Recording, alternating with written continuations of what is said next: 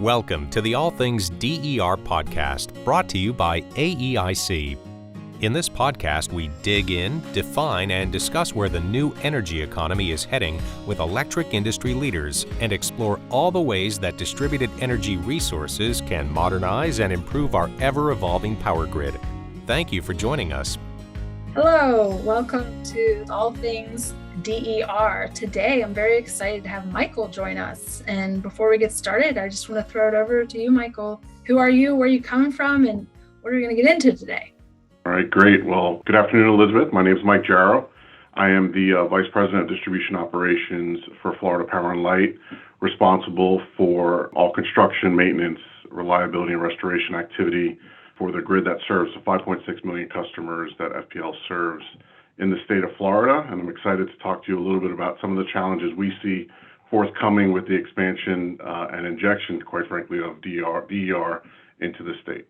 In regards to the podcast, the idea here is that we're educating and really driving the situational awareness of the edge of the grid to not only customers, but also the operators of the grid. And so a common theme is really these opportunities that you as the utility see in the industry as you transition. What are they, and kind of what have you been seeing directly with your role?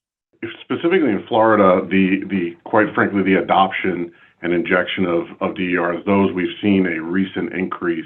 It's grown about 100%, particularly with DER and net metering customers over the last year. Things like that, and the electric vehicle penetration has not been as significant as we've seen in other states. So for us, we're kind of on the fringes, kind of starting to learn a lot from our peers.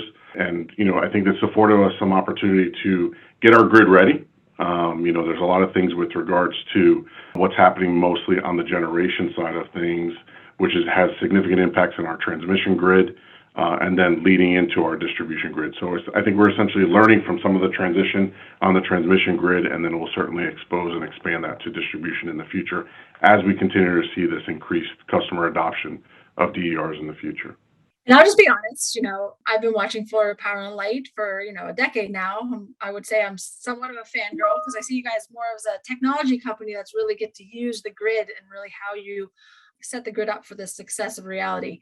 And so some of the other utilities that we speak to, everyone's really working to prepare for the inevitability of DER. Some utilities had the problems come first and then reacted to deploying said technology, where I think Florida Power and Light, really you've positioned yourself on hardening the grid and having that visibility from your outage management system and really kind of understanding where that growth is happening before you had seen this growth of what you just said, 100% over the last year.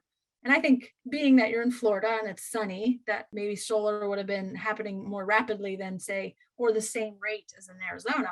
But you saw that kind of a trickle effect over the last decade and really been able to get ahead of, and so you feel prepared? We do. I think part of it is back to your point about it being the sunshine state. But what has always helped FPL guard against that increased penetration has been the low bills, right? So we pride ourselves on being able to make those investments, those increases in resiliency of our grid, the intelligence of our grid, without impacting the bills for our customers. And though we've had some slight increases, obviously due to fuel, I think that's kept the DER penetration at bay. And we've been able to really invest and convert our generation fleet and inject the technologies like solar and batteries at more at a utility scale, which benefits the entire customer base, not just the customers that have the ability to, one, own their roof and also have the finances to finance, the solar for their particular residences. So I think the fact that we continue to focus on delivering a great product to our customers that is, from a cost perspective is better than most, that has helped us kind of build that gap and build that time for us to evaluate what the things that we need to do, the things that we need to update in our grid so that we're ready when that penetration increases pretty significantly. And I also know, just from being that fangirl I said I was, DER is not just solar. So it's really embracing really any asset at the distribution edge. So these new edge technologies. So we're talking battery energy storage, we're talking electric vehicle. Now, 5 years ago, we wouldn't say it. 3 years ago, not even, but vehicle to grid aspects, as well as your energy efficiency and demand response type programs. Do you find that all of those programs have kind of leveled up, or you've been seeing them in really the work that you've done is preparing you to really embrace those technologies as well? I listed. Elizabeth, I would say the two that have probably taken off the most are net metering, most recently, and then also, the electric vehicle charging. And that's why the company, ourselves, we kicked off our FPL Evolution program in 2019. Again, one, to support and push kind of that adoption and the increased adoption of electric vehicles in the state, help with the fast charging requirements that are needed throughout the state, but then also for us to tap into the learnings, right, to understand what are the behaviors of individuals that go to these charging stations. We've also expanded that to setting up charging stations at customers' homes. So again, just to tap into those information, the data.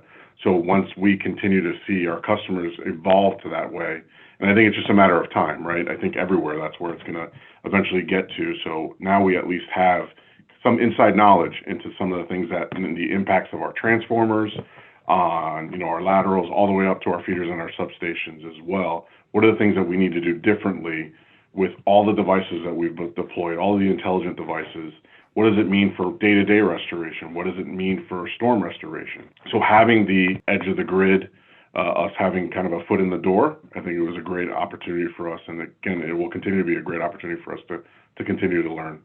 And then certainly, obviously, it started back in 2010 when we deployed our 5 million plus smart meters, right? That was just scratching the surface.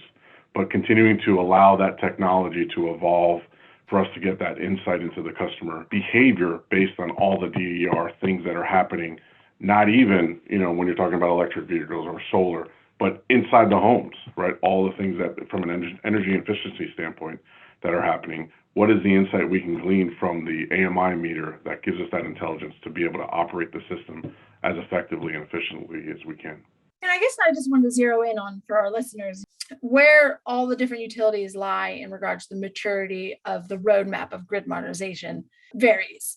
And so really what I think I hear when you say 2010, you're really setting up your system. You've been deploying and really believing in the awareness that you have to have this technology to incorporate these technologies. So it just didn't happen overnight. And one way I like to think about our assets that we've been building and maintaining for 100 plus years are kind of the muscles, right? And that's really what we've built our grids on, is those physical assets. But what's becoming more relevant, and you guys have been active, is the neurons, right? The communication and the architecture to communicate to all of the muscles, but really the back office, the brain, where you guys have the optimal control center, where you have that visibility from an outage management system, you have your distribution management system, you have your models built of your distribution system so that you're able to really embrace this new technology with, it almost seems like a calm ease. To be honest with you, Michael, you're preparing for, that new energy economy without even having to fret. You're kind of in a more proactive mode than reactive. So I would just share with you, what's the next step in regards to embracing these new technologies, and what path you may be on in the next decade? Yeah, no, I think what's going to change most for us and those individuals like myself that have been around for a while, this is not a poles and wires business anymore, right? It's expanding to a more digital, rapid, cybersecure world, right? Where we have all these devices, smart devices, injected on our grid, and all these are just entryways, right? These are pathways, and we call it virtual doors for unwanted intruders. So I think it's really important for us to change and go with the paradigm shift that's going to happen in our industry to ensure that we're continuing to invest in the resiliency of not only the strength of our grid, but also the security of our grid. So I think that's going to be one of the biggest challenges for us and opportunities, because again, this unidirectional grid is completely changing, right? So now everybody's going to be able to go to and from, right, transporting electricity. So how do we do that in a secure fashion to not compromise the great things that we've been able to build from a reputational standpoint for our customers for so many years? And something else that you guys seem situated for is the journey of net zero and really the pathways for the customers. Like more and more we're seeing our CNI commercial industrial customers are being asked, what is their carbon footprint, and, tying that back into the financial models, which is way overhead for this podcast. But what are you guys embarking on, anything in that realm of, those pathways?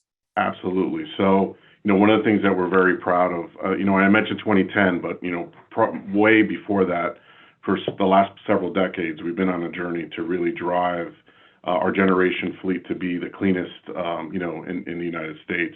We're proud that we're about 20% cleaner than the national average when it comes to carbon dioxide emissions rate. And, we're certainly not done. And to your point about our real zero goal, our intent is to get to zero, eliminate all of our carbon emissions by 2045. Certainly, it's going to be a journey, and it's a lot of work, but it's a significant investment in, solar and battery and other technologies to get us there. And this is not a net zero program goal that, relies on offsets. This is completely eliminating any carbon emissions in our generation portfolio. So something we're extremely excited about, something we've been working on for many, many years.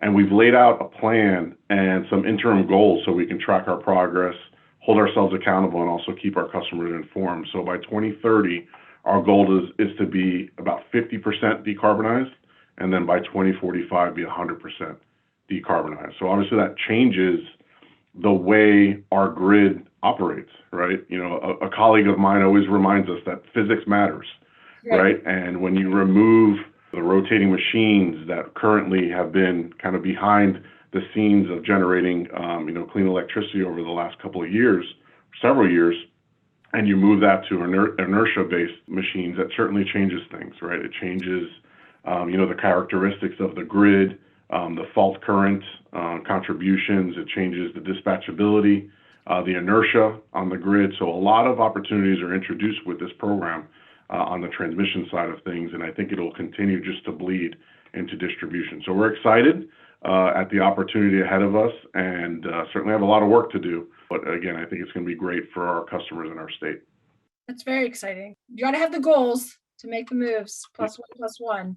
So, very exciting to hear. And I guess, another tie back is Florida Power and Light is vertically integrated.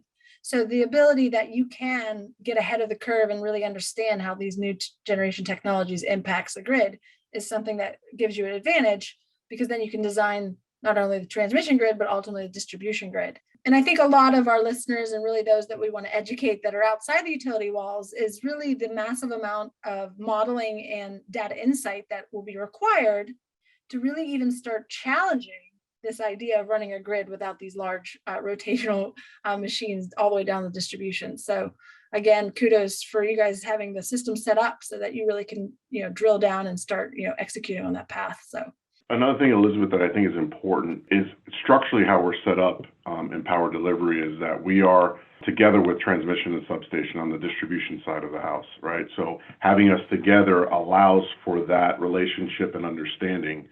I wouldn't be as exposed or as well versed as I am in some of the things that Real Zero is going to do to our transmission grid if not for being in the same organization, sitting at the table with my peer at Verona, understanding some of the challenges that they're facing. So again, we can start becoming proactive on the distribution grid as well. So I think that matters as well, being close, being at the same table, having the conversations together with your peers in transmission substation. That helps kind of get ready. And it's kind of fun to think about. So I've been in the industry 18 years, and I started my career in transmission. So that's really my first love. And I remember you barely talked about distribution in a lot of our consulting engagements. And it wasn't until about 2014, 2015, where we would come to utilities and they started inviting this group called distribution. And then, about 5 years later, I become very involved in distribution planning over here at Duke and Light. Now the full integration is very important, just as you said. So that kind of reorg, that relook, kind of what business units are going to be impacted, and start thinking and structuring your teams differently is also key to this all things DER discussion. So good point to make. Well, being that you are kind of on the grid modernization roadmap a little bit higher up, any lessons learned or kind of tidbits other than the ones you shared in regards to how to get situated and start taking action for this new? I think one of the great things our company has done is tried to listen to our customers, right? We talked earlier about, the penetration of DERs, net metering, and how it hasn't necessarily taken off like in other states, driven a lot because of our low bills. But we've also afforded opportunities to our customers to invest in kind of green energy. We've rolled out a Solar Together program, which allows customers to essentially receive credits, call it invest in solar technology, but then receive credits along the way. So in the future, as their dollars are deployed in solar generation, that those credits will start to kind of lower their bills. But again, it doesn't matter that the customers don't own their house, own their roof. They still have the ability to invest in green energy and be a part of the solution. And I think that's big for our customers. So I think the lessons learned is let's make sure we're listening to our customers, make sure we're supporting our customers. I don't think we should be fearful of the increased penetration. I think we should embrace it. It's something that's going to continue to happen. So I think it's a matter of making sure we put our engineers in a room and try to understand how we can solve it and continue to service our customers the way they want to be served into the future.